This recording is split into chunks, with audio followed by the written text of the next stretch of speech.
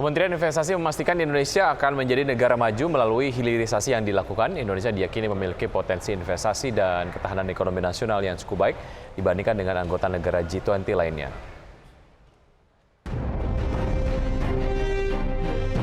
Pemerintah melalui Kementerian Investasi memastikan Indonesia bakal menjadi negara maju melalui hilirisasi yang dilakukan.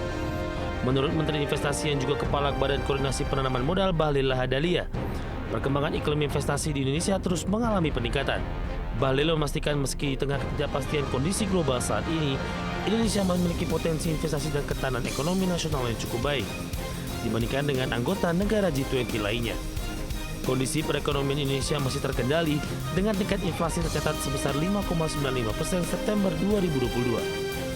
Bahlil bahkan mengajak investor luar negeri untuk berkolaborasi dalam pengembangan hilirisasi industri guna meningkatkan nilai tambah produk, menciptakan lapangan kerja, serta meningkatkan neraca perdagangan Indonesia. Kalau Bapak Ibu ingin masuk melakukan investasi di Indonesia dalam konteks yang lebih luas, maka Indonesia sekarang sudah berubah dari zaman dulu. Stabilitas politik sangat aman sekali. Kami beda dengan negara-negara lain di Asia Tenggara. Dan mohon maaf, tidak selamanya pergantian kepemimpinan terus-menerus itu berdampak pada yang baik juga pada konteks ekonomi. Dan kami berpendapat bahwa investasi masuk di sebuah negara, termasuk Indonesia khususnya, akan bisa stabil kalau politiknya, hukumnya, keamanannya itu bisa melakukan sesuatu yang baik.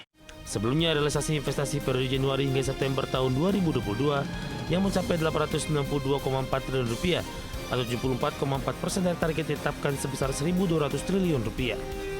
Dari jumlah tersebut, realisasi investasi penanaman modal asing di Indonesia pada Januari hingga September mencapai Rp479,3 triliun atau meningkat 44,5% secara year on year. Jakarta, Ade Firmansyah, Adection. Ya, senang rasanya ya jika kita kemudian menyadari potensi yang dimiliki oleh Indonesia sendiri, tapi potensi ini tentu saja tergantung pada siapa yang akan mengelola begitu. Kalau memang ternyata potensi ini dikelola secara tidak tepat, maka potensi tersebut tidak akan memberikan keuntungan yang luar biasa besar lah ya untuk masyarakat Indonesia. Oke, setidaknya kita menyadari itu dan kita memulai, karena tidak ada kata terlambat ya, memulai untuk mengoptimalkan itu. Oke, kita dukung dan kita tunggu realisasinya, dan informasi lainnya juga kami akan hadirkan usai jeda pariwara berikut. Pemirsa, tetaplah bersama kami di Power Breakfast.